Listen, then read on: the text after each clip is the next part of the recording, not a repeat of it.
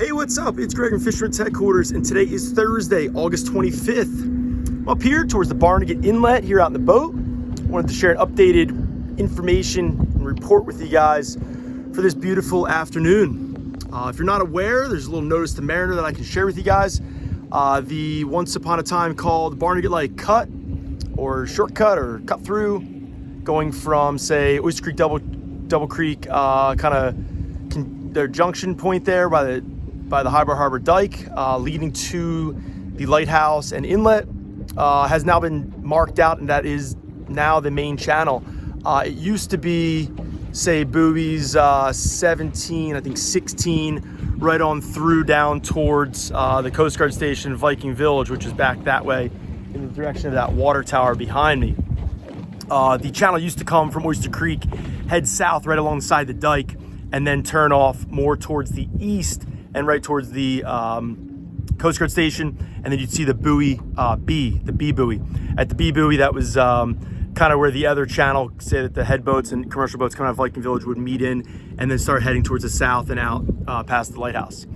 What they've done is mark this channel out. I saw the U.S. Coast Guard maintenance crews out today lifting some buoys. I also know they were doing some lifting yesterday as well. They basically marked out the red side. You'll see buoy 19 has changed at the green. It's the only green one there, and that's kind of notifying you of that turn, which is if you're going out the inlet, it's gonna be on your starboard side, your turn to port. And as you follow those red markers, that on the north side of those red markers is gonna be the sandbar that's been there for quite some time. The channel's pretty wide there. It's definitely plenty of room, lots of deep water. I think you got some spots 20 foot.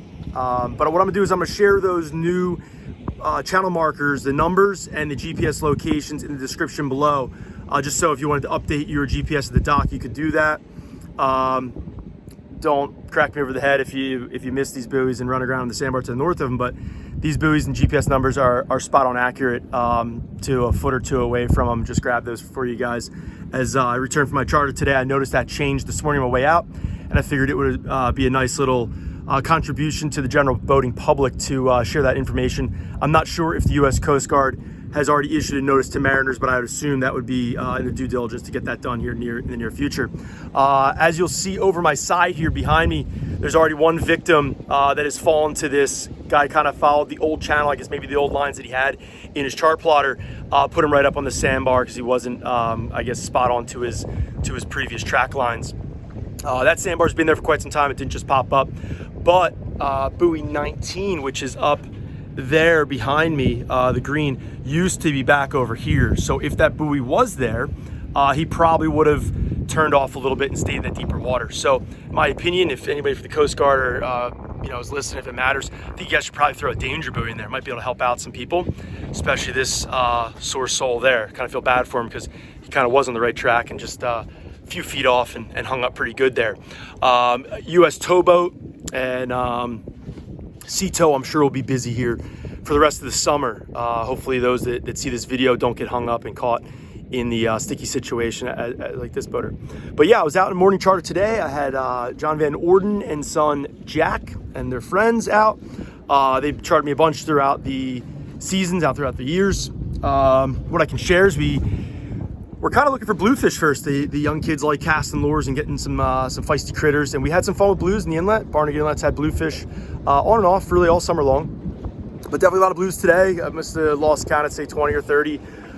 Put a solid hour and a half in there. The inlet was chock full of them. The baits here, they're spearing, some smaller micro bait, and also a lot of peanut bunker flushing out.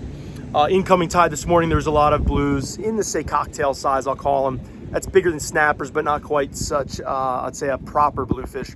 More like 1 to 3 pound range. Most of them in the 1 to 2s kind of class. So yeah, we got into them, throwing little SP minnows, little swimming plugs. Also, we fished some Hoagie epoxy jigs. It's a good little lure I like to fish when the small bait's around. Also was hoping maybe I'd see a Spanish mackerel and albie in the mix, but that didn't happen for us, all bluefish. Tried to fish around a little bit, some bucktails down deep for bass, and still caught some bluefish too, so I didn't catch any bass this morning, but whole boatload of blues. Kept the lines tight, rods bent, and anglers happy. Kids were stoked all morning. So I had to shift gears and head out and check out a couple wrecks. they did not want to fluke fish, so we went out and did some sea bass and catch and release. Got a bunch of sea bass, mostly smaller, but there are a bunch of abundance of sea bass here in the nearshore wrecks and reef sites. I saw there's a bunch of boats on the Barnegat Light Reef. I'm assuming they're catching some fish too. I haven't heard any direct reports, but I would assume that area's got some fish. I heard of some better reports upstate at Axel Carlson and also Garden State North. I'm sure Garden State South has fish too, but I just haven't been down there. Also, some open bottom fishing has been taking place in the open sand bottoms. This time of year, August, is when these flukes start migrating out of the bays. So the inlet's a good spot, and also the open bottoms stay out in the mouth of the inlet. Say the high grounds is a spot as they make a transition, say at a deeper water as they move up and down the coast and out to the east, which is where they kind of do their winter, colder, say fall migration. They come along the beaches and then out to the continental shelf over the wintertime. What I can share is there are a lot of fluke in the bay. Got into some real good action. I guess that was last week, and had a bunch of fluke today. I did that towards the back half of our trip.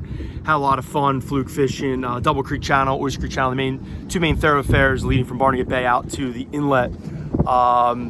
Those really shouldn't be too, say, secretive. It's the two main areas that people kind of rip through for transiting out. So, you know, fish there with caution. Try to stay off to the sides of the channels. Give the respect to anglers that are trying to get out and navigate, boaters and sailors and such. So for me, yeah, the gulps have been best, but you're going to get tore up by blowfish, which are also abundant in Barnegat Bay. Blowfish are stacked up and fierce. They're definitely chewing hard. So if you bring gulp, bring a little extra. I can suggest I'm actually doing better on the smaller baits. The 3s and 4s actually did me good today. I think that's because the bigger baits, they just get chewed up so much more by the blowfish. Actually slow creeped up a couple, almost like you would be like you were crabbing, hand lining, crabbing. I slow crept up my jig real slow, and I had 4 or 5 blowfish follow me up numerous times when I did that. Also caught a couple of little baby sea bass. There's some small sea bass, some spot in the bay as well. Those are like the little pesky critters that are gonna be poking at your baits. If you want, you know, fish some spearing, a lot of spearing around, not a bad idea to fish some fresh spearing, which we've had in stock. Try our best to get more, or frozen spearing. Also, you can check out the peanut bunkers, lots of peanut bunker around. Definitely a great bait there. You could also fish live minnows to stay away from those blowfish. That would also be a great bait. Live minnows are definitely, for me, the best way to stay away from the pesky critters. So hope you're getting out and you're enjoying summer. If you're not, here's the updated fish report to share with you guys. This gentleman over here is whistling me down. I think he wants me to head over and give him a help. So I'm gonna try to lend a helping hand, see if I got a long enough rope on board here and maybe pull him off. But yeah, if you guys are gonna get geared up now throughout the entire season, fall's right around the corner. It's time to get geared up for the fall plug and run, for the fall mullet run. All this bait will start heading out the inlets, heading along the beach here once we start getting some big cold fronts, some northwest winds blowing it out. As the days are getting shorter, the temps will start getting cooler, the water's gonna start dropping. We actually have some really warm water. Had 72 degrees along the ocean front today.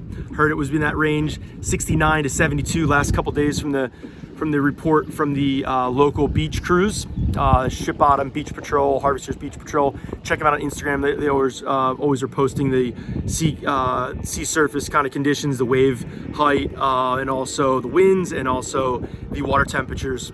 So that water's warm right now, which is good. Hopefully it stays that way, and these fish continue to bite. You know, that upwelling we had a few weeks back definitely put a damper on things, except for striped bass. Kind of gave them a little juice to fire them up. Little cold water striped bass like that. But yeah, back bay right now here on the incoming tide, I had 70-ish degree water. That's because I'm not so far from that's actually ocean water coming in. Outgoing tide, I'm assuming it's going to bump up to the high 70s. That's just my take on it. I didn't fish the outgoing tide, so I don't know specifically. But hopefully this report gives you guys some information, saves some people from hitting bottom like this gentleman over here. But I'm going to go head over there and help him out and do my Good Samaritan deed for the day. Have a great day and gear up, fish heads. Fisherman's Headquarters, 280 West 9th Street, Ship Bottom, New Jersey, located right after the first traffic light upon entering Long Beach Island. Also check us out 24/7 online, fishermansheadquarters.com. Have a great day. Whoa, hey, bro, hey, we got number 2. Oh boy, this is a disaster, man. This is bad news bears. Oh, go back, yo! Yo! Back, oh! Oh, backwards! Look at this, man. You got 3. Holy shooshi bashi boo, high and dry. Oh, rev it up, man, right through the sand. Oh, nice. Holy moly, holy smokes. Oh, he made it through.